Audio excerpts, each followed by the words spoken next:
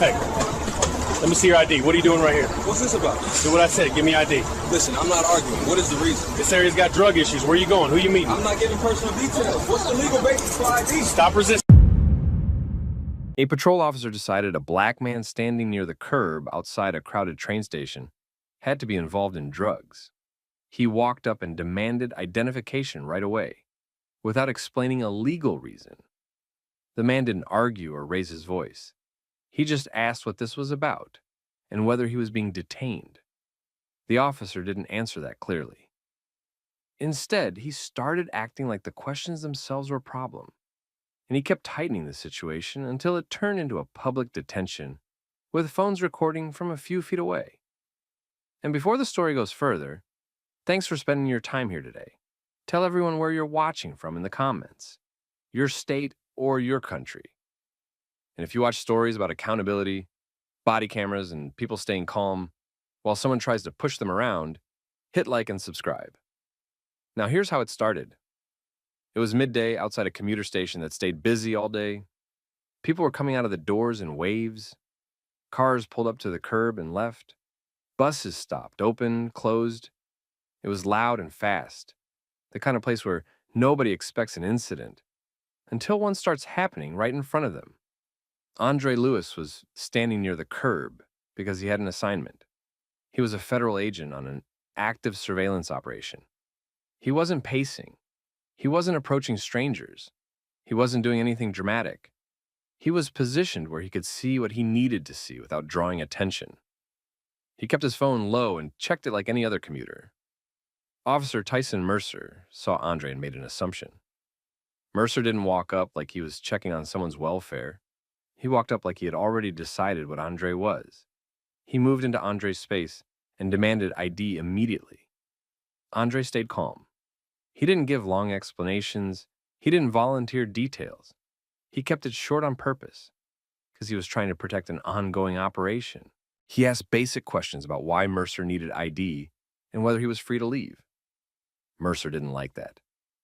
Instead of stating a clear reason for the stop, Mercer began trying to pull information out of Andre piece by piece. He pressed for where Andre was going, who he was meeting, and why he was standing there. Andre kept it minimal.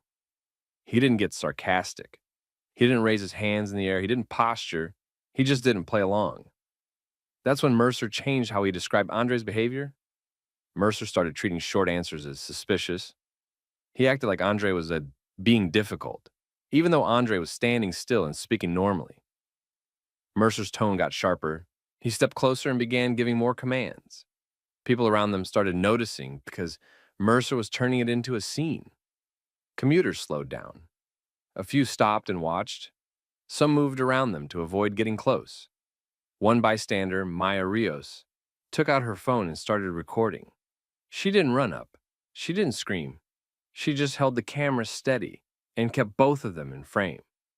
At the same time, Mercer's body camera was running. Mercer then moved toward a frisk. He justified it as a safety step, even though nothing about Andre's behavior had changed. Andre didn't swing, he didn't jerk away, he didn't try to run. He stayed controlled and asked what Mercer thought he was doing and what the reason was. Mercer took those questions as a challenge. He started talking like Andre was refusing commands, even though Andre was staying in place. Mercer put hands on Andre to control his position. He told him to stop moving and stop resisting, even though the video would later show Andre wasn't fighting. Mercer acted like he needed to gain control of someone who was already calm.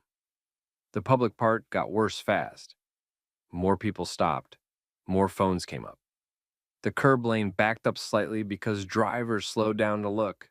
Mercer escalated again and went to handcuffs. He pulled Andre's hands behind him in full view of the station entrance, the sidewalk traffic, and the phone's recording from close range. Andre had been trying not to reveal who he was. He didn't want to flash credentials. He didn't want to compromise the surveillance. He didn't want attention on that spot. But at that point, the attention was already there. The detention had already disrupted the operation, and Mercer was already committed to making it look like Andre was the problem. Andre stayed steady, but he made a decision right then. If Mercer was going to keep going, Andre was going to force a supervisor response. Andre stayed calm in the cuffs, but he stopped playing the regular stop game. The detention had already pulled attention to the exact area he was working, and Mercer was still acting like he could keep tightening the situation until something stuck. Andre did two things in order, and both were deliberate. First, he made it clear he was not going to physically fight Mercer. No sudden movements, no arguing, no attempts to yank away. He kept his body still because he knew what officers sometimes write later when a stop looks bad on video. He wasn't giving Mercer anything to twist. Second, he forced the stop out of Mercer's control and into supervision. Andre told Mercer he was a federal agent and that Mercer needed a supervisor immediately. Mercer didn't accept that at face value. He treated it like another story. He kept Andre in cuffs and tried to keep the situation on the sidewalk instead of letting it become a supervisor scene. He pushed for details right there, in public, like he could make Andre prove it without changing his own posture. Andre didn't start explaining the operation. He didn't start naming people. He didn't start giving out sensitive info in front of commuters holding phones. He repeated the request. Supervisor now. Verify credentials properly. That's when Mercer made another mistake. He tried to talk over Andre and control the narrative for the crowd. The body cam captured Mercer using resistance language again, acting like Andre's calm questions and requests for a supervisor were a refusal to comply. Meanwhile, Maya kept recording. She didn't stop when the cuffs went on. She adjusted her position slightly to keep the frame clear. She captured Mercer's stance, Andre's posture, the cuffs, the surrounding people, and the fact that Andre wasn't pulling away or fighting. And you could see it in the crowd. The mood changed. At first, people assumed the officer must have a reason. But when they watch someone stay calm and still get cuffed while asking basic questions, the assumptions start cracking. A few bystanders started speaking up, not yelling, but asking what Andre had done. Others just recorded. Mercer called it in. That radio call mattered because it locked in Mercer's story early. Once an officer says certain things over the radio, it's harder to walk them back later without someone asking why the language didn't match the video.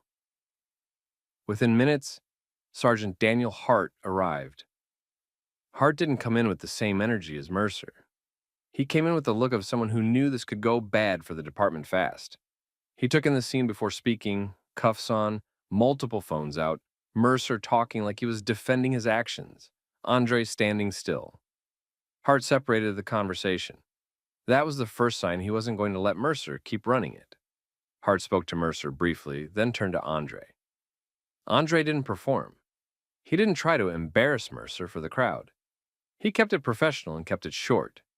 He identified himself again and presented credentials in a controlled way, not flashing them around for every phone camera. Hart didn't just glance and nod. He did what supervisors are supposed to do when something is sensitive and potentially high liability. He verified. He checked credentials properly and made the confirmation call. That verification flipped the entire situation in real time. Hart's posture changed. Mercer's posture changed. The air around them changed. Because now this wasn't an officer investigating suspicious activity. Now it was a patrol officer who had detained a federal agent without a clear reason, on camera in public, while the agent stayed calm the whole time. Hart ordered the cuffs removed, and that moment was caught on everything: Bodycam, Maya's phone, and at least a few other bystanders. The same hands that put the cuffs on had to take them off. The same officer who acted certain had to stand there while his supervisor corrected him in front of a crowd. Andre didn't celebrate. He didn't throw it in Mercer's face. He adjusted his wrists, took a breath, and immediately checked his surroundings because the surveillance assignment was already disrupted. He was thinking about what damage was done and what had to be reported. Hart kept it controlled. He didn't yell at Mercer on the sidewalk.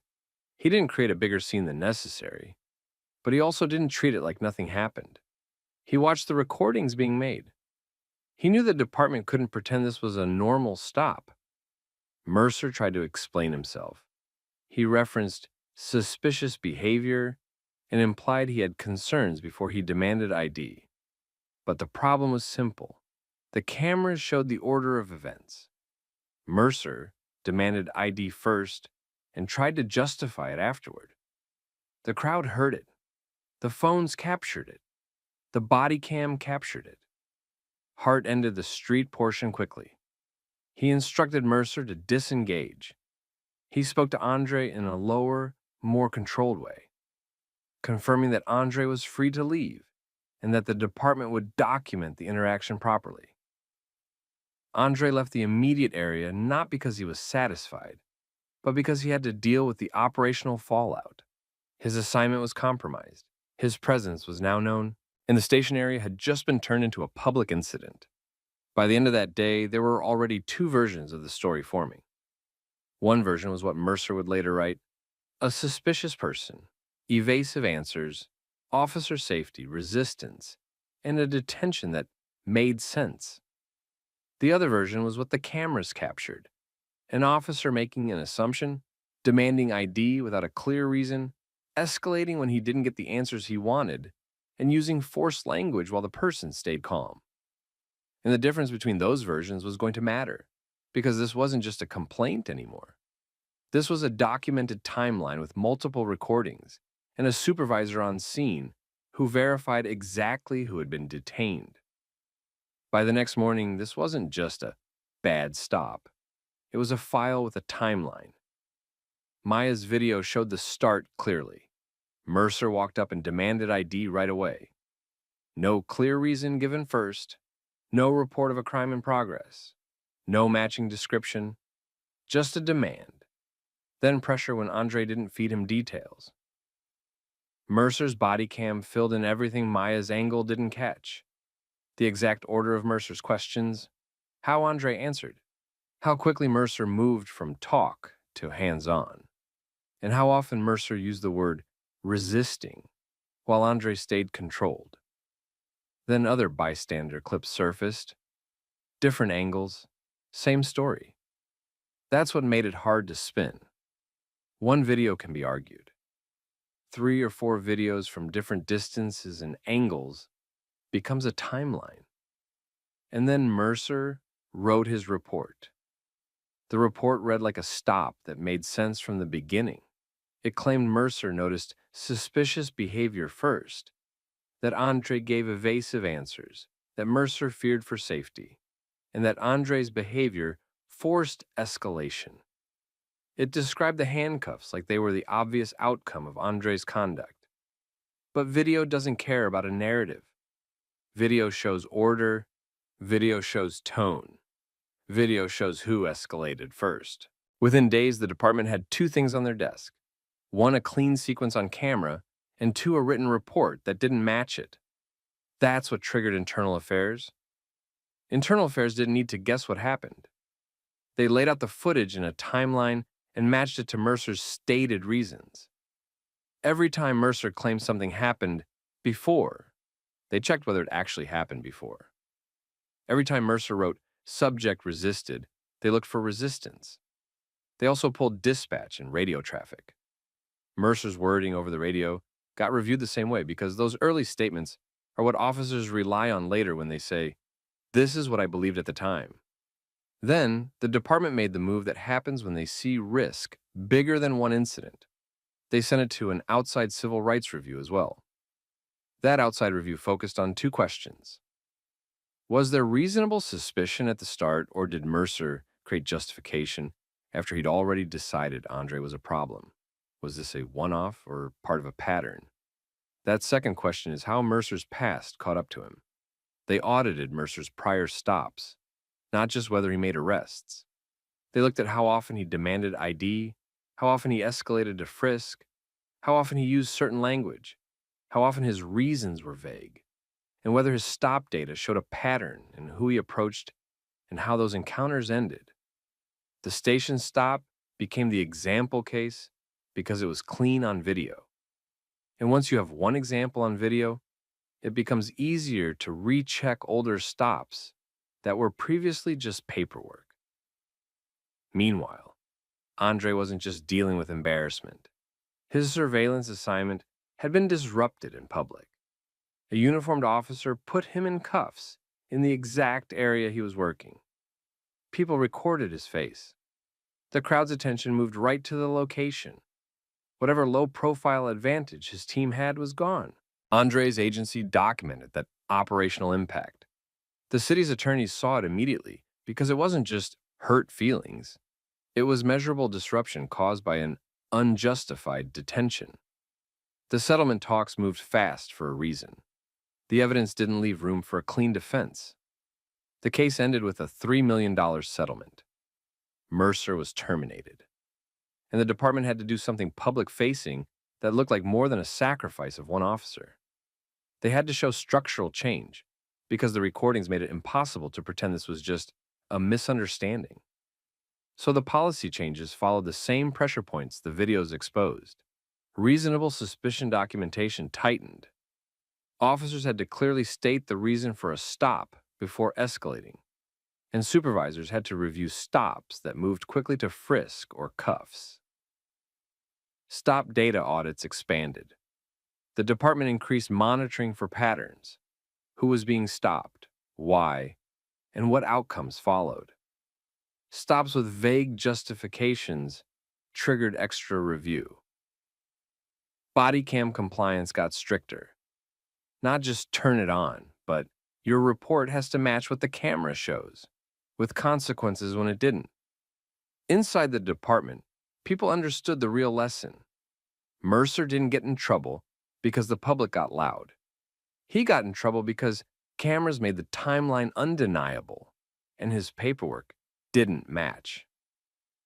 Andre went back to work, but the incident followed him in a different way, not as a viral victory moment, as proof that calm behavior doesn't always stop escalation, but documentation can stop the cover story afterward.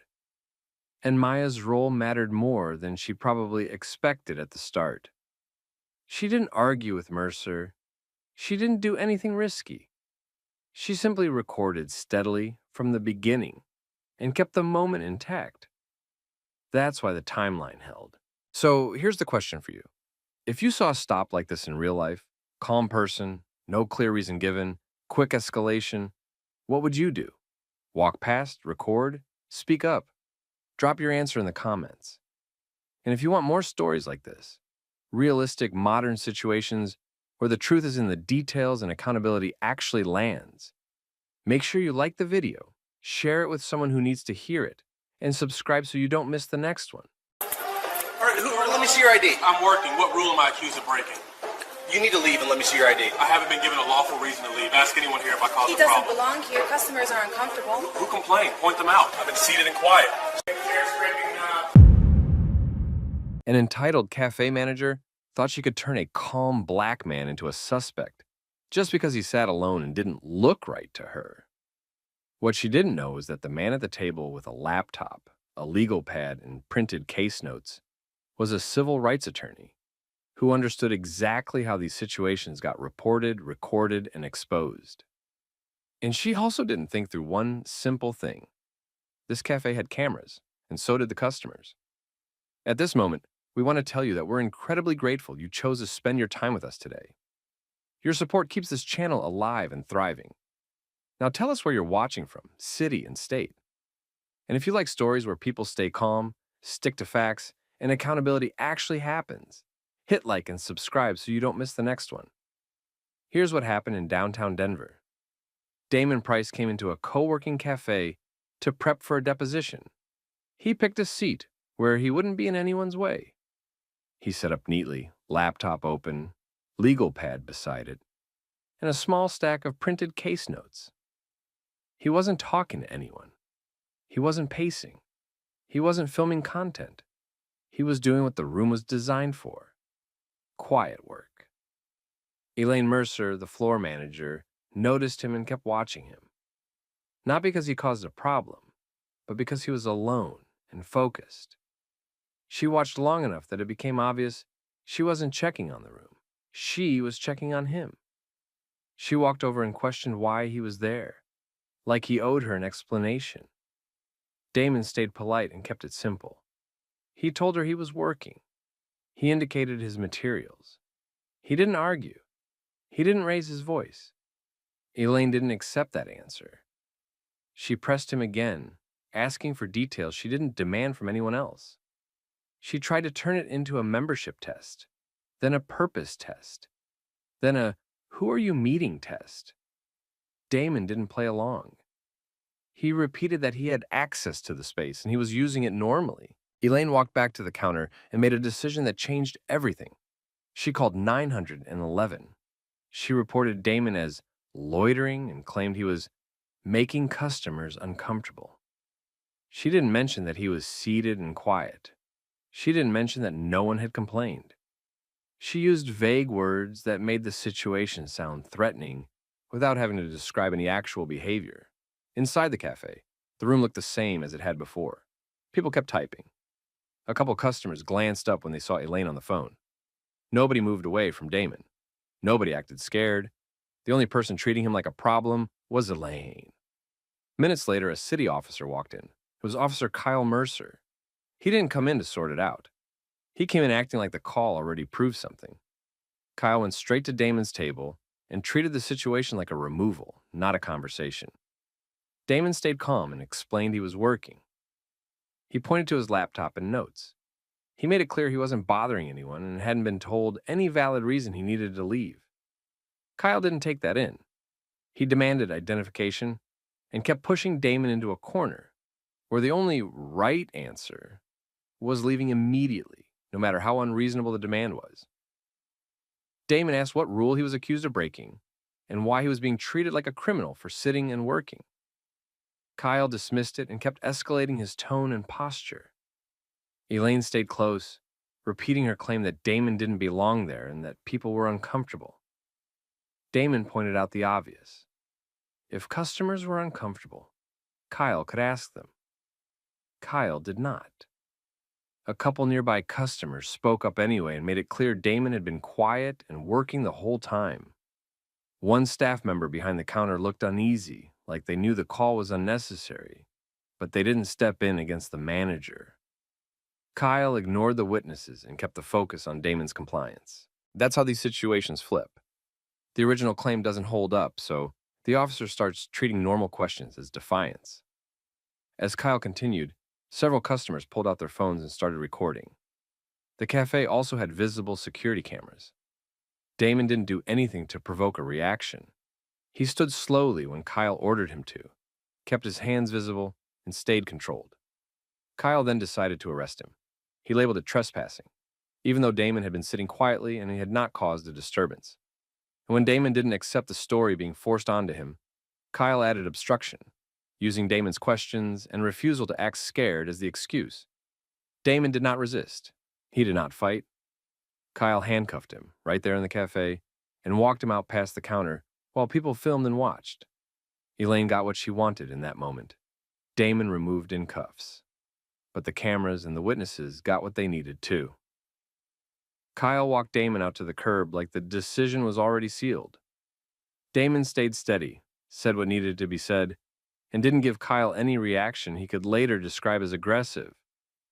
The handcuffs were still on as Kyle guided him towards the patrol car.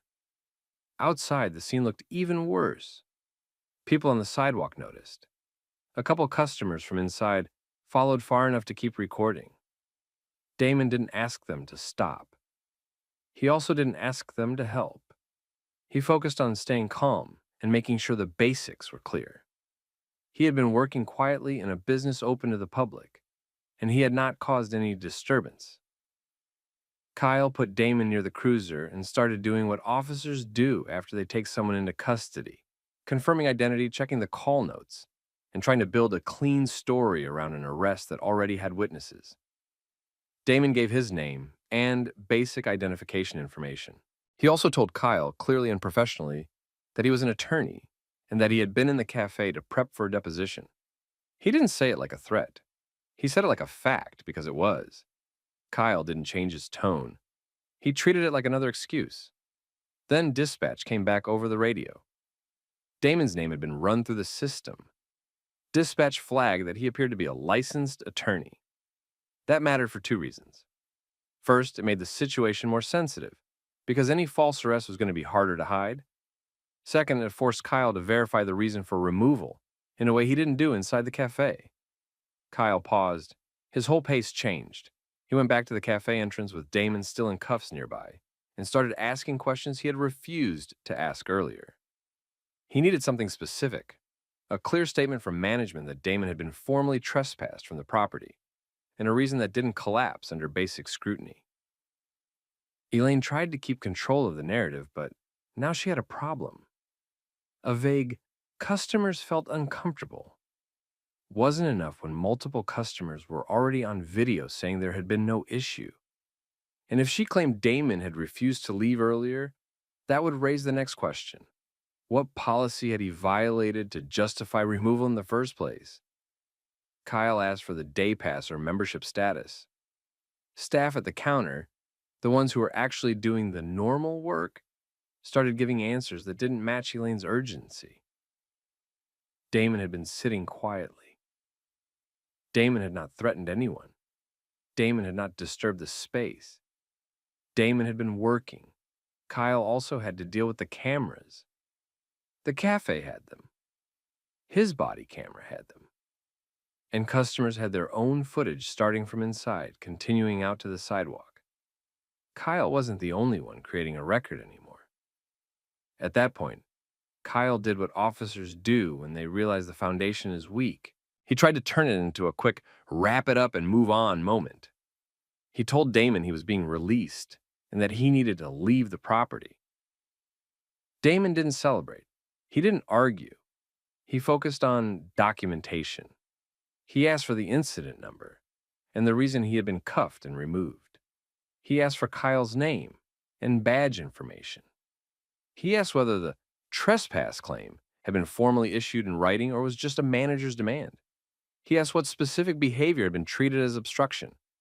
Damon kept it short and factual because he understood that every word on Kyle's body cam mattered.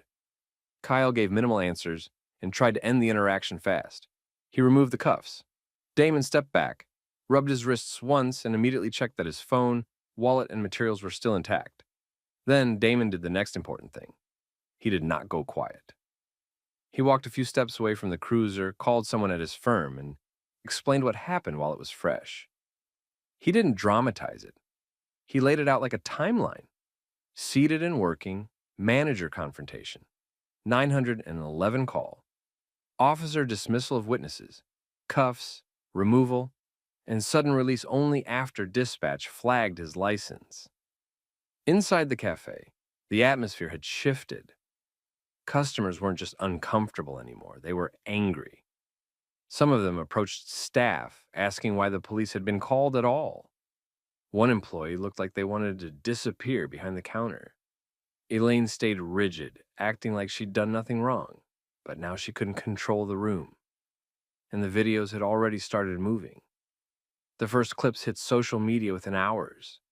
Short segments showed Damon seated with his work materials. Other clips showed Kyle handcuffing him. Another angle showed the walkout past the counter. People posted that Damon had done nothing, that witnesses spoke up, and that the officer ignored them. By the end of the day, the story had reached local journalists. By the next morning, longer versions were circulating with timestamps and multiple angles, including people saying on camera that no customer had complained, and the manager's claim was false. Damon's firm didn't wait for the news cycle to settle. They moved immediately to preserve evidence. They contacted the cafe demanding all security footage be saved. They prepared requests for Bodycam dispatch logs and 911 recordings. They began collecting witness names and statements from the customers who filmed. Because Damon understood something simple. If he treated it like a misunderstanding, it would be buried as one. If he treated it like a civil rights violation, it would be handled like one. The next morning, Damon's firm treated the arrest like evidence, not drama. They sent preservation notices to the cafe and the city immediately. That meant save every camera angle from inside the co-working cafe, plus the entrance and counter views. On the city side, they demanded body cam video, dispatch logs, the 911 recording, and the call notes. At the same time, they started collecting witnesses. Customers who filmed began reaching out once the clips spread. The firm took statements fast while details were still fresh. The statements were consistent. Damon had been seated, working quietly, and no one had complained. Elaine was the only person pushing the situation, and Kyle ignored people who tried to say nothing was wrong. Within days, Damon's attorneys filed a federal civil rights lawsuit. It named Officer Kyle Mercer and the city, focusing on two simple points. Damon had been arrested without a real basis, and the situation escalated because he was treated as suspicious for existing in that space, not because of any behavior. Once the lawsuit hit, Internal Affairs pulled Kyle's file. That's when it got worse for the department. Kyle didn't have a clean history. He had prior bias complaints on record, the kind that had been minimized or closed out over time. Now, those complaints were being looked at next to a viral video showing him ignore witnesses and jump straight to cuffs. The cafe's manager became a problem too. The firm demanded internal records. What policy Elaine claimed Damon violated, who authorized police calls, whether she had made similar calls before, and what staff said internally after the arrest. The cafe tried public damage control, but the video and witness statements didn't match any misunderstanding narrative. Then the Bodycam footage came out. It lined up with what the public had already seen. Damon calm and compliant, Kyle dismissive and escalating, and the arrest happening even though the situation didn't justify it. By then, the city wasn't just dealing with bad optics. They were dealing with a case that was becoming harder to defend every day. By the time the city understood how bad the evidence was, it was too late to shrink the story back down. The internal investigation moved fast, not because the department suddenly became brave, but because the videos forced their hand. They had multiple angles from customers, security footage from the cafe, and Kyle's body cam showing the same thing. Damon had been seated, working quietly, and the situation escalated because Elaine decided he didn't belong, and Kyle treated that like probable cause. Internal Affairs didn't just review the cafe incident. They pulled Kyle's prior record again and treated it like a pattern review, not isolated complaints. When you line up repeated bias complaints with a viral arrest that looks exactly like those complaints, the department can't keep calling it unsubstantiated without looking like it's protecting someone. Kyle was terminated. The city announced it in the careful language they always use, but the outcome was clear. He was no longer an officer. And that decision wasn't only about Damon. It was about the paper trail the city knew Damon's firm would expose in discovery if the case went the distance. Elaine didn't escape it either. The cafe's corporate side stepped in once the footage made them a national headline. Elaine was removed from her position. The business also had to deal with the fact that customers no longer trusted the place as safe and professional because the public watched a manager use police like a personal security weapon. Then came the money.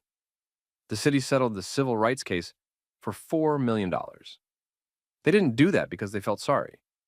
They did it because trial would have been worse. Witnesses ready to testify, video that didn't support the arrest, dispatch records showing the release happened only after Damon was flagged as a licensed attorney, and a defendant officer with prior complaints. That combination is how cities lose big in federal court. But the settlement wasn't the only consequence. The fallout forced policy changes that had been avoided for years. The department adopted reforms focused on exactly what went wrong here. Tighter rules for trespass enforcement in public-facing businesses, requiring clear documentation and verified authorization. Supervisor review requirements for certain low-level arrests tied to refusal to leave or vague suspicious person calls. Mandatory witness checks when a call is based on customers feel uncomfortable, instead of treating that phrase as automatic justification. Stronger tracking of bias complaints, so repeated patterns couldn't be quietly buried as separate incidents. Bodycam compliance and auditing, with consequences when footage and reports don't match. And the story didn't end inside Denver. The case added pressure for a wider federal review into whether the department showed a pattern of racially biased enforcement in everyday public spaces, especially in places like cafes, lobbies, co-working spaces, and retail settings where belonging gets policed through discretion. That part mattered because Damon's situation wasn't rare. What was rare was a combination of clear video, clear witnesses, and a person who knew how to force a system to answer for itself. Months later, Damon went back to work like he always had, but with one difference. His case became a reference point. Not a rumor, not a he said, she said. A documented example of what happens when a manager's bias meets an officer who doesn't verify facts. And here's the lesson. Damon didn't win because he yelled louder. He won because he stayed calm, stayed factual, and made sure the record told the truth. So let me ask you, if you were sitting in that cafe and you saw it happening, would you have spoken up, recorded, or stayed out of it? Drop your thoughts in the comments, and if you've ever been targeted in a public space for no reason, share what happened to you. And don't forget to like this video, share it with someone who needs to hear it, and subscribe for more real stories where accountability shows up and justice isn't just a word. Everybody stay where you are. That's it. You step back. I'm the owner. I'm a U.S. citizen. I have the employee's authorization paperwork right here. Don't come at me with anything in your hands. Put it down. I'm not coming at you. I'm trying to cooperate. You can look at it. Step away from the entrance now. I'm stepping back. Please state what you want me to do and why. You keep talking and you'll be detained. An ICE team showed up at a small Van Nuys shop like they already decided what the truth was. The owner, Rafi Hamadi, stayed calm, stayed on his own property, and tried to do the one thing people always say you should do: cooperate and show documents. The agents treated that as a challenge. Within minutes, Rafi was on the ground, then on the ground again, then in cuffs, telling them he was a U.S. citizen and asking for medical help after getting hurt. They kept him detained for nearly 12 hours anyway. What the agents didn't realize in that moment was that this business had surveillance cameras covering the exact angles that matter, and Rafi's family knew how to preserve footage, build a timeline, and force oversight with receipts instead of emotion. At this moment, we want to tell you we're genuinely grateful you chose to spend your time with us today. Tell us where you're watching from, your state or country. And if you watch stories about accountability and people standing their ground the smart way, hit like and subscribe so you don't miss the next one. Now let's rewind, because this didn't start with a fight. It started with a normal morning that got hijacked by a federal operation moving fast and expecting everyone around them to move even faster. Rafi ran a small shop in Van Nuys that depended on routine. Open early, quick check of the register, quick check of inventory, a steady stream of customers who didn't want drama, just service. He was the type of owner who kept paperwork organized because he'd learned something the hard way. When agencies show up, they don't reward scrambling. He kept employee work authorization documents in a clean folder, separated, labeled, and ready. Not because he was scared, but because he understood how power works. People with badges love chaos, because chaos makes it easier to control the story. That morning, the first sign was the vehicles. Not one, not two, but multiple units arriving with purpose. Some of the employees noticed and froze. Customers in the lot slowed down. People always do that thing where they act like they're minding their business while they're actually watching everything. Agents moved toward the shop in a tight, confident pattern. No small talk, no easing in. The body language said this was an operation, not a conversation.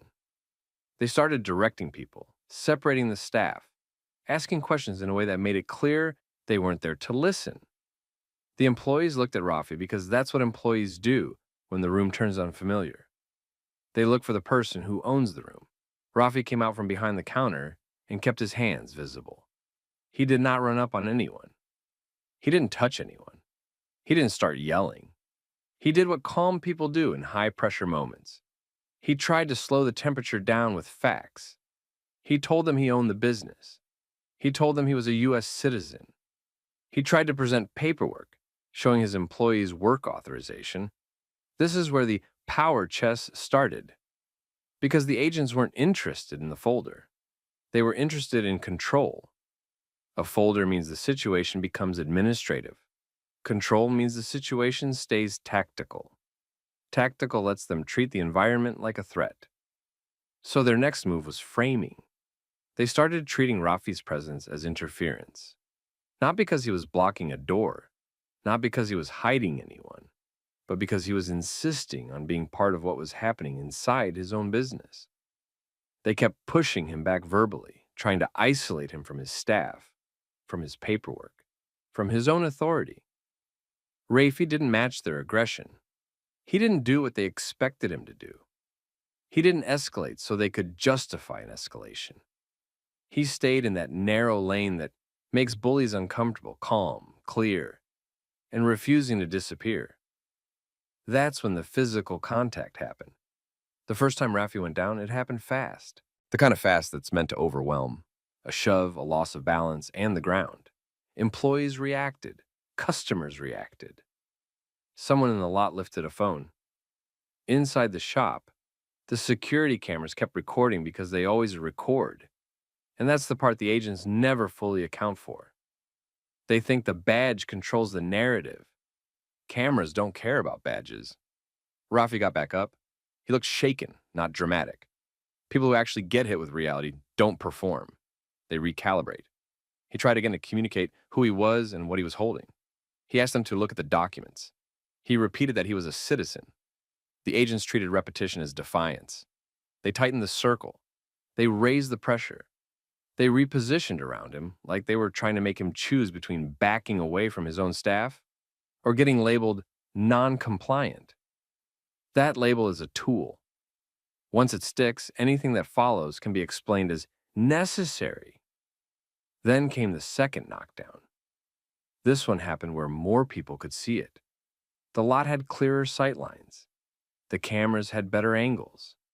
And because it was the second time, it didn't read like an accident. It read like a decision. Rafi hit the ground again, and this time it looked like he got hurt enough that he started asking for medical care right away. That's the moment that tells you what kind of operation you're watching, whether they pause and check on him, or whether they keep moving like the injury is just background noise. They kept moving. They put him in cuffs. They removed him from the immediate area. They continued the operation like the owner was just another obstacle they cleared. Rafi kept insisting he was a U.S. citizen. He kept trying to explain the paperwork. He kept saying he needed medical attention. None of that changed their tempo. This is also where the government's version and Rafi's version split. The government later argued that Rafi interfered with the operation. The implication was that their response was caused by his behavior. Rafi disputed that and said the surveillance footage showed he did not do what they accused him of doing. That's the key detail because it turns the story from a debate into a reviewable event. You can argue all day with a report. You can't argue with timestamps, angles, and audio. While Rafi was being held, time did what it always does in detention. It dragged. Hours without medical care feel like punishment, even when nobody calls it that. He was stuck in the system's slow lane, while the agents stayed in the fast lane. Back at the shop, the people who cared about him started switching from shock to strategy. Mina, his sister, got the call and came in hard with one goal: find out where he was and preserve everything that could get lost. She wasn't yelling at everyone. She was watching who was nervous, who was avoiding eye contact, who was suddenly acting like there was nothing to see. Because Mina understood the real fight was about to be over evidence, not volume. And at that exact moment, while the operation still had the lot tense and the employees shaken, Mina looked up at the security monitor screen and saw the camera grid still rolling. Mina didn't waste time arguing with agents about what should happen. She knew the real fight would be about what could be proven later. So while everyone else was stuck reacting, she switched into preservation mode. She went straight to the security system. Most small shops have the same setup: a DVR box in a back room, a monitor at the counter, and a default password that nobody changes until something goes wrong. Mina had changed it months ago. She had also set the system to record continuously because the shop had dealt with break-ins before. That decision mattered now. She pulled up the camera grid and checked the angles. She saw the moment Raffi went down the first time, then the second time. She saw how close he was to the agents, how his hands looked, how his body moved. She didn't need to narrate it to herself. She just needed it saved. Because here's what people don't understand until they learn the hard way. Many surveillance systems overwrite footage fast. Some do it every few days. Some do it sooner, depending on storage. If you wait, the evidence disappears without anyone deleting anything. So Mina did 3 things in order. First, she stopped anyone from touching the system. She told the employees not to mess with the monitor, not to rewind clips, not to post shaky recordings of the screen, and not to start guessing what happened out loud. She kept it businesslike. No panic, no group debate. Second, she exported the footage. Not just one clip.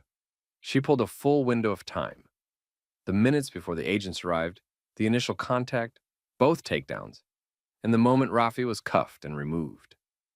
She also exported the full parking lot view, because that's where the clearest angle was. Third, she made copies. 1 copy on a physical drive, 1 copy uploaded. And she labeled everything by date and camera angle. She also wrote down the system time and compared it to her phone time, because if the DVR clock was off by even a few minutes, the timeline would get challenged later. That's how you think when you expect people with authority to rewrite events. You build your timeline before they build theirs. While Mina was doing that, employees were calling around trying to locate Raffi.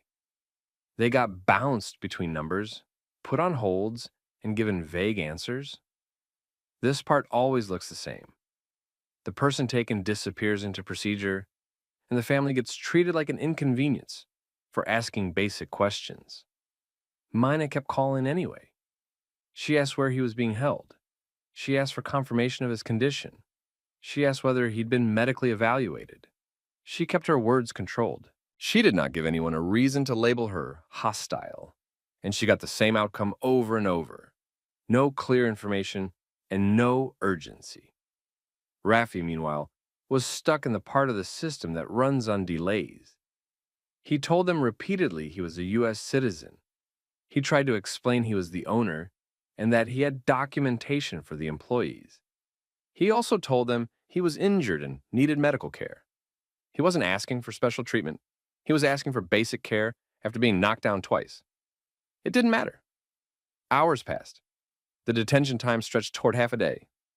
And the longer it went, the more the situation changed from chaotic operation into deliberate choice. Because after the initial moment, everything becomes a decision. Whether to evaluate him, whether to document injuries, whether to let him contact someone, whether to correct an obvious problem when a citizen is saying he's a citizen. When he finally got access to a phone call, the first thing he did wasn't to yell about what happened. He focused on what mattered. He told Mina where he was, that he still hadn't received medical care, and that the agents were framing him as someone who interfered. He told her they weren't treating his paperwork like evidence. They were treating it like an excuse. Mina did not respond with emotion. She responded with steps. She told him the footage was secured. She told him not to argue in circles with anyone.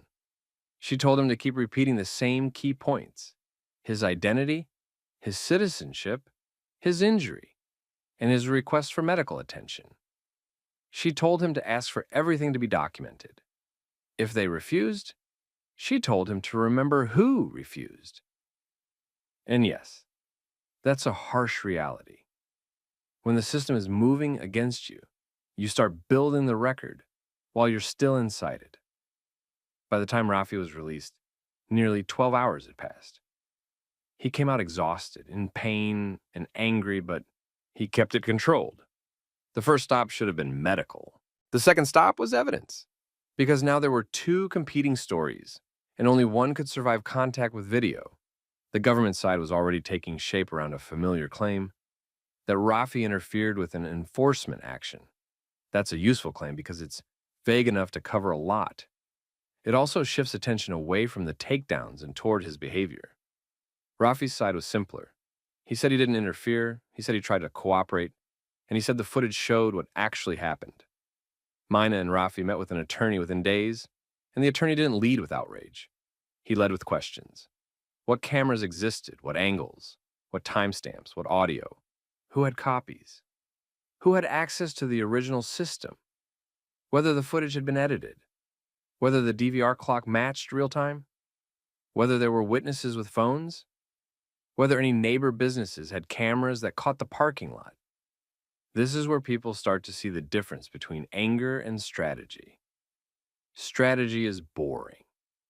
Strategy is labeled folders, timestamps, and backup drives. Strategy is how you win against a false narrative. The attorney also told them the next stage would be predictable. Officials would speak confidently, and the public would be expected to trust the badge. So he wanted the video ready before the story hardened. And that's where the pressure shifted. Because once the footage was secured and the timeline was built, the question stopped being, what do we think happened? And became, who is willing to stand by their version after the footage is reviewed? Once the lawyer had the footage and the timeline, the case stopped being about opinions. It became a test of who was willing to keep repeating their version after hard evidence got placed in front of decision makers. The government's position stayed consistent at first. They described Rafi as someone who interfered with an enforcement operation. They leaned on the idea that agents had to act quickly for safety and control. That framing mattered because it tried to make the takedowns look like a response instead of a choice. Rafi's side didn't try to win with emotion. They moved like people who expected the system to protect itself, unless forced. The attorney's first move was to lock in the record.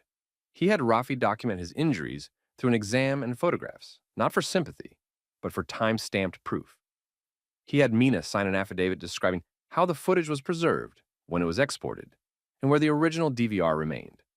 He also collected witness names from nearby businesses and customers who had been in the lot. Then the second move.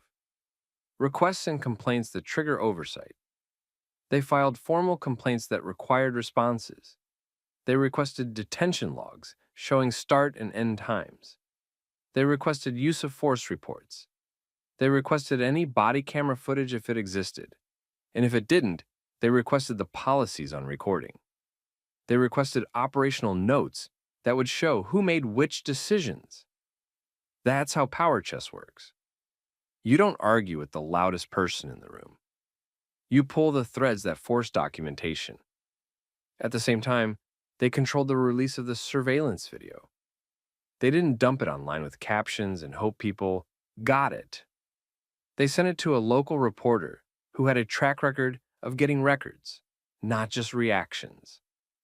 The reporter verified timestamps, talked to witnesses, and framed the story around the gap between the official claim and what the camera showed. When the segment aired, it didn't rely on dramatic language. It relied on sequence. It showed Rafi approaching with paperwork in hand. It showed him not striking anyone.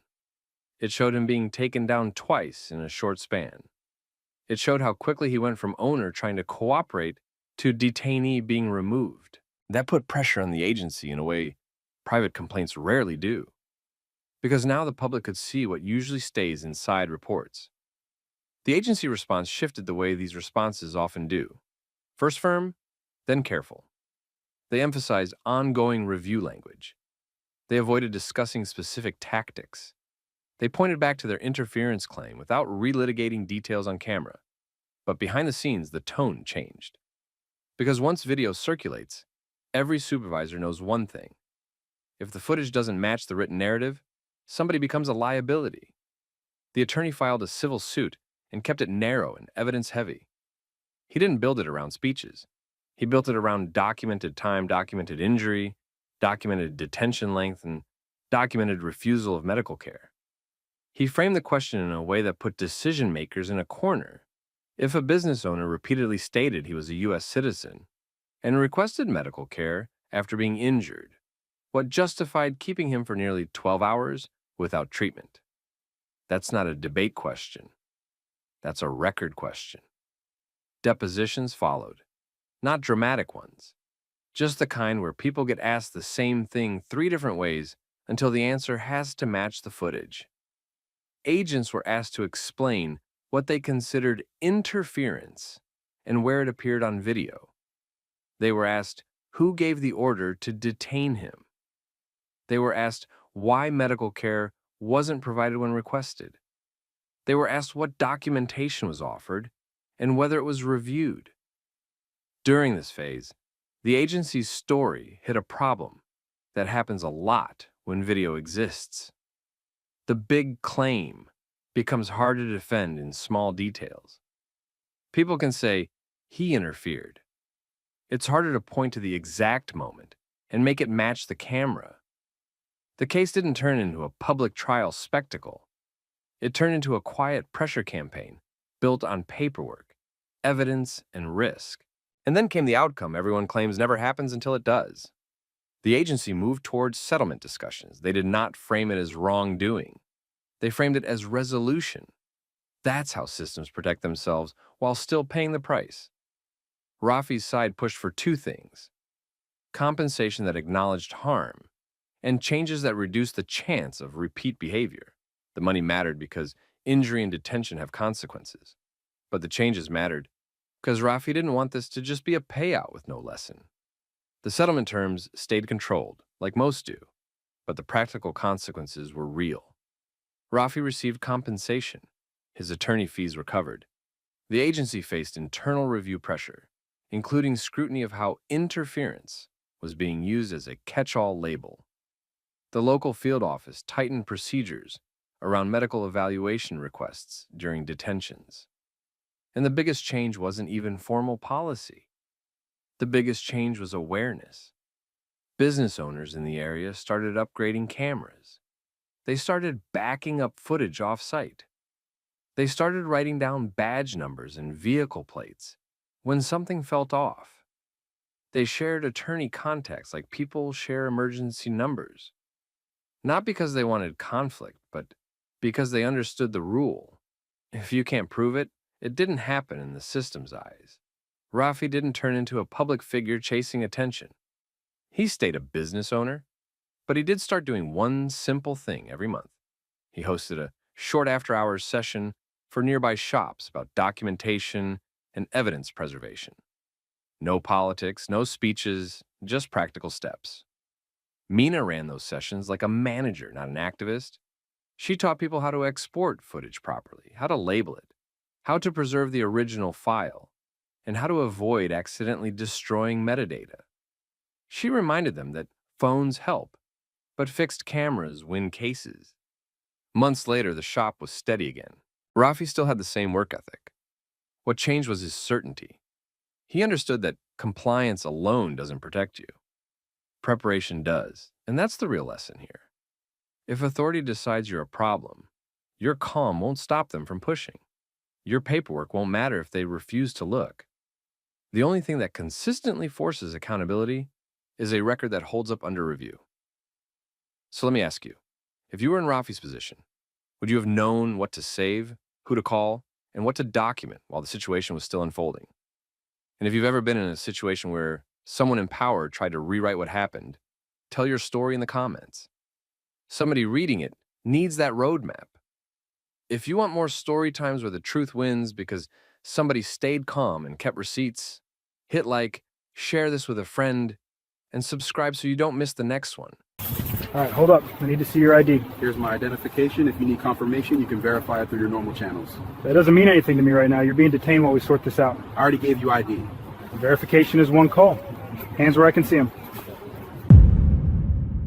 An ICE agent thought he could turn an anonymous tip into a quick parking lot detention, even after the man calmly showed valid ID and gave his name. What he did not know was that the person he was brushing off in that Arlington, Virginia supermarket lot was a federal judge, and every second of the decision-making was being recorded on body cameras. And before this hour was over, one phone call was going to lock the evidence down so tight that nobody could misplace a thing. We're genuinely grateful you chose to spend your time with us today. Drop where you're watching from in the comments. And if you like stories where receipts beat power plays, hit like and subscribe so you don't miss the next one. Now rewind. It started with an anonymous tip that sounded confident but stayed vague. ICE agent Reed Malloy already had a file open on someone else, and the tip suggested a match would be in the area. Malloy treated it like a green light instead of a lead that needed careful verification. He pulled his team together fast. Connor Vance, Maya Sterling, and Lucas Boone. All of them wore body cameras. That mattered because this was one of those situations where the first bad decision caused every decision after it. Late afternoon in Arlington looked normal. People moved in and out of the supermarket with carts. Cars rolled through the lot slow, looking for spots. Nobody expected a federal enforcement team to step into that everyday flow and start treating a regular customer like a target. Judge Malcolm Reeves had just finished shopping. He was a black man in regular clothes, loading bags into his car, focused on leaving like everyone else. He was not doing anything that stood out. He was not hiding. He was not running. He was just moving through a normal day. Malloy's team approached with purpose and tight spacing, the kind of posture that signals the outcome is already decided. Malloy took the lead and started questioning Reeves based on the tip. Reeves did not argue. He did not escalate. He identified himself and produced valid ID, the kind of ID that should have triggered a routine verification step and a short pause. That pause never happened. Malloy looked at the ID and treated it like an inconvenience. He made the choice that would define everything. Detention first, verification later. He acted like compliance meant surrender, and like verification was something Reeves had to earn. Reeves stayed calm and kept his responses clean and consistent. He made it clear he was willing to cooperate, but he also made it clear that a basic identity check was available through normal channels. This is where the power chess started. Malloy tried speed and pressure. He used urgency to cut off questions and to keep his team moving in one direction. Connor Vance backed the momentum, positioning close enough to remove space. Lucas Boone stayed procedural on the surface, focused on commands and steps, but every step kept Reeves from slowing the situation down. Maya Sterling saw the ID and hesitated, but she did not override the leader. She did what a lot of people do inside a chain of command. She watched a bad call turn into a bigger one and didn't stop it. Reeves kept his voice level. He did not match their tone. He did not give them an excuse. He did what experienced people do when they realize the other side is committed to escalation. He stayed steady. He repeated the facts. And he made sure the record was clear on what he was offering and what they were refusing. And the body cameras captured the key failures in real time. They captured that Reeves presented valid identification. They captured Malloy brushing past it. They captured the refusal to slow down and verify through routine channels. They captured the shift from a stop into a detention that was not necessary if verification was the real goal. People in the parking lot noticed. Some slowed down. A couple of shoppers stared. One bystander lifted a phone and started recording from a distance. That mattered too, because public space has its own accountability when official accountability fails. Malloy pushed the situation into detention anyway. Reeves was treated like the tip was proof instead of a prompt to check. The team controlled his movement, controlled the pace, and controlled his access to the one tool that would have changed everything immediately, his phone. Reeves requested a call. It was delayed. Time dragged, not because verification was hard, but because Malloy acted like verification was optional. Then the verification finally happened. When the routine channels were finally used, the result landed fast and clean. Reeves's identity was confirmed. The temperature shifted right there, not because the detention was suddenly wrong, but because the detained person suddenly had status they could not ignore. This is the exact concrete moment where Tessa Langford entered the story. The minute Reeves was confirmed and finally allowed a call, his phone access was restored. Reeves called Langford immediately and gave her what mattered: the time, the exact location, the agent names, and the most important detail of all for a case like this, the detail that decides whether truth survives the next week.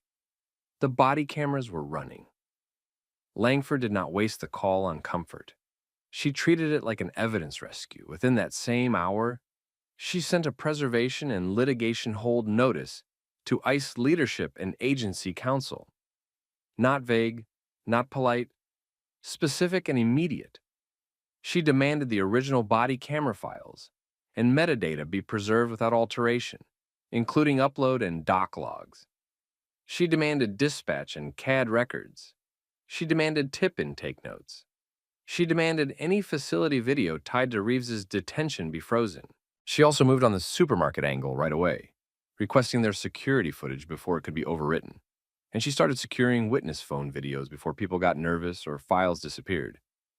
Tessa Langford moved like someone who had seen evidence disappear before. Within the same hour of Reeves getting his phone back, she sent a preservation and litigation hold notice straight to ICE leadership and agency counsel. She did not write it like a suggestion.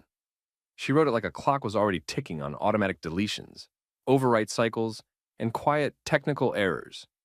She demanded the original body camera files from Reed Malloy, Connor Vance, Maya Sterling, and Lucas Boone, including full-length recordings, not shortened exports.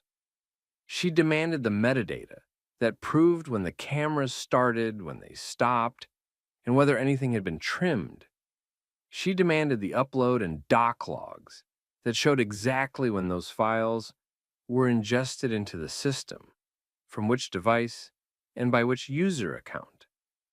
She demanded dispatch and CAD records that captured who was contacted, what was said, and when verification was finally requested.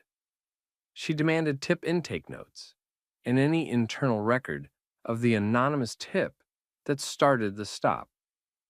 She demanded any facility video that showed Reeves after the parking lot, including hallways, intake areas, and holding spaces. And then she did the part most people forget. She went outside the agency. Langford contacted the supermarket's management and corporate office and requested immediate preservation of all exterior camera angles facing the parking lot, entrances, and cart corrals, with special focus on the time window Reeves gave her. She pushed hard on retention reality, because many systems overwrote in days, not months. She made it clear she was not asking them to review or edit anything, just to freeze it and preserve it in an original form. At the same time, she started collecting witnesses before fear and second thoughts kicked in. Reeves had seen at least one bystander filming. Langford had him describe where that person was standing, what they looked like, and which direction they left. She then reached out through local community channels in the store's public-facing contact points to locate anyone who recorded the stop. She also instructed her team to canvass the lot quickly, asking store employees and nearby shoppers whether they saw the detention and whether anyone took video. This was not dramatic. It was practical. Digital evidence had a short life when nobody locked it down. While Langford's emails and notices were landing, Malloy was trying to put the incident back in a box. He knew enough to understand what it meant to detain a federal judge after a valid ID had been shown. He started building a justification narrative immediately. He leaned on the anonymous tip. He leaned on the idea that a name could be faked. He leaned on officer discretion. He leaned on language like safety concerns and uncertainty. But the body cameras had already captured the part that mattered most. The moment the easy verification option was available, and he refused to take it. Inside the team, the dynamic tightened. Connor Vance backed Malloy's posture, treating it like a weather event they all had to get through together. Lucas Boone focused on process and avoided personal responsibility, acting like he was just following steps. Maya Sterling looked like someone who knew it went too far, but she still did not break away from the leader's version of events. Langford anticipated all of that. Her notice did not just ask for video. It demanded associated records that would prevent storytelling later. Logs, timestamps, account activity, chain of custody documentation. Anything that made it harder for someone to claim a file was corrupted or incomplete or accidentally overwritten. She also asked for internal communications tied to the incident, supervisor calls, emails, text messages on agency systems, and any after-action notes. Not because she expected immediate cooperation, but because she needed a paper trail showing she demanded preservation before anything could be lost. Reeves, meanwhile, stayed disciplined. He did not go online and vent. He did not call friends to spread it. He documented what happened while it was still fresh. Time markers, location points in the lot, the order of agent actions, and the exact moment verification was finally performed. He understood that memory got attacked later, and clean notes helped neutralize that. Then the outside pressure arrived anyway. One witness clip hit social media that evening. It did not show every detail, but it showed enough to make people ask the obvious question: why was a calm man being detained after showing ID? Comment sections filled up fast. People shared their own stories. Others demanded to know the agents' names. The clip created the one thing agencies hated when they were trying to handle it internally: public time pressure. That same night, Langford's office started receiving calls from journalists and community advocates who had seen the video and connected it to Reeves's name. She kept it controlled. She did not overtalk. She confirmed only what helped lock the record into place: that there was Bodycam footage, that preservation demands had been sent, and that the matter would be handled through formal legal channels. By the next morning, the story had two tracks forming at the same time. The civil track moved first. Reeves authorized Langford to draft the complaint for unlawful detention and civil rights violations. The claim was simple in structure and strong, in fact. Valid identification was presented, verification was available, and detention was chosen anyway. The harm was not just embarrassment. It was the misuse of federal power in a public space. The second track started quieter but heavier. Once the preservation notice hit ICE leadership and counsel, it triggered internal attention they could not ignore. People inside the agency started asking for summaries. Supervisors wanted to know why verification was delayed. Counsel wanted to know what the body cam showed, not what Malloy said they showed. And this is where Malloy made the worst possible move for his own future. Instead of admitting the basic truth, he committed to his written version of events. He wrote reports and statements that tried to make the detention sound inevitable and reasonable. He tried to make the ID moment sound uncertain. He tried to make Reeves sound less cooperative than he actually was. Langford did not need to guess. She already had the blueprint. Compare Malloy's words to the cameras, to the logs, and to the dispatch timeline. By the end of that week, Reeves and Langford filed the civil lawsuit. It landed like a clean, formal document, but it described something simple. Malloy's team had approached Reeves on a vague tip. Reeves had identified himself and presented valid ID, and Malloy had chosen detention instead of verification. The filing focused on decision points, not feelings. It treated the parking lot stop like a timeline problem, with a civil rights consequence. Langford also moved fast to keep the evidence from being summarized into something safer. She pushed for early court involvement on preservation and demanded production in an original form. That meant the body cam footage had to be the full recordings, with metadata intact, not trimmed clips with missing timestamps. She demanded the doc logs to show when uploads happened and whether anyone accessed or copied files after the incident became sensitive. She demanded dispatch records to prove how long verification was delayed and who finally made the call to confirm his identity. She demanded the tip intake notes because the stop started there, and vague tips often got cleaned up after the fact.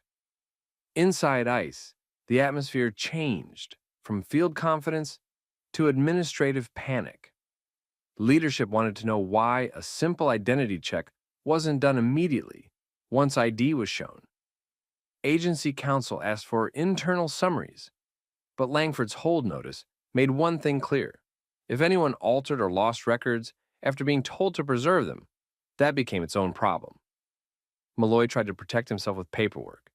He doubled down on the version of events that made him look reasonable. He framed the ID as uncertain. He described Reeves as less cooperative than the video showed. He claimed time pressure and safety concerns justified going hands-on and restricting phone access. But the cameras did not match his story. And that mismatch is what opened the second track in a way Malloy couldn't talk his way out of. Once the Bodycam files and logs were preserved, a referral went out beyond the agency. Federal prosecutors began reviewing the footage alongside Malloy's reports and statements. They treated it like a credibility test with real stakes. If an officer's written narrative contradicted clear video, that wasn't a training issue anymore. Prosecutors built the comparison the way they always do in cases like this. Witness material tightened the picture. The supermarket's exterior cameras confirmed positions and timing in the lot. Witness phone videos captured tone and the pacing of commands, making it harder to pretend the detention was calm and routine. Dispatch records showed exactly when verification was finally requested, proving it was always available. With that, Malloy lost the ability to argue that the truth was unclear. By the time the first hearings in the civil case were getting scheduled, the criminal side had already turned serious. Prosecutors weren't just looking at a bad stop. They were looking at whether a federal agent unlawfully detained someone and then tried to justify it with statements that didn't match recorded reality. And Malloy's team could feel the shift. Connor Vance stayed close to Malloy's line, but the pressure started to show. Lucas Boone leaned harder into procedure, acting like policy language could shield him from what the cameras captured. Maya Sterling became the quiet hinge point because the footage showed she had seen the ID and the refusal to slow down. The criminal case moved faster than people expected because it didn't depend on opinions. It depended on comparisons. Prosecutors took the preserved body cam footage, the metadata, the doc upload logs, the dispatch timeline, and the tip intake record, and they lined them up against Malloy's written reports and later statements. The core issue wasn't complicated. The video showed Reeves presenting valid ID and offering routine verification options, and it showed Malloy choosing detention anyway. Then Malloy's paperwork tried to make that moment sound uncertain and justified. That gap is what prosecutors built around. They treated it as a pattern: detention-first decision-making, refusal to verify when verification was available, and then statements that didn't match recorded reality. Once the evidence package was locked down early, there wasn't room for missing footage arguments or convenient technical problems. Charges were filed. The case went forward, and Malloy's defense couldn't out-talk his own camera. The conviction landed, and Malloy was sentenced to prison. Connor Vance, Maya Sterling, and Lucas Boone didn't carry the same criminal outcome in the way Malloy did, but the footage still reached them where it hurt. Their actions were documented, reviewable, and tied to policy failures that leadership could no longer deny. At the same time, the civil case kept moving on its own track. Reeves's lawsuit didn't stop just because the criminal case ended. It pressed the broader point. This didn't become wrong only when the agents learned who Reeves was. It was wrong the moment a calm person presented valid ID and the team decided detention was the default. By the end, Reeves got something most people never get in situations like this: a complete record, proven contradictions, real accountability, and rule changes that outlived the headlines. If Langford hadn't moved in that first hour, this could have turned into a vague internal review with no clean evidence left to test the truth. If you were Reeves, would you have known what to document, who to call, and what to preserve? And if you've ever been in a situation where someone with authority tried to rush you into silence, share what happened in the comments. If you want more stories where calm, preparation, and receipts beat power plays like the video, subscribe, and send this to someone who needs the reminder that verification is not optional when rights are on the line.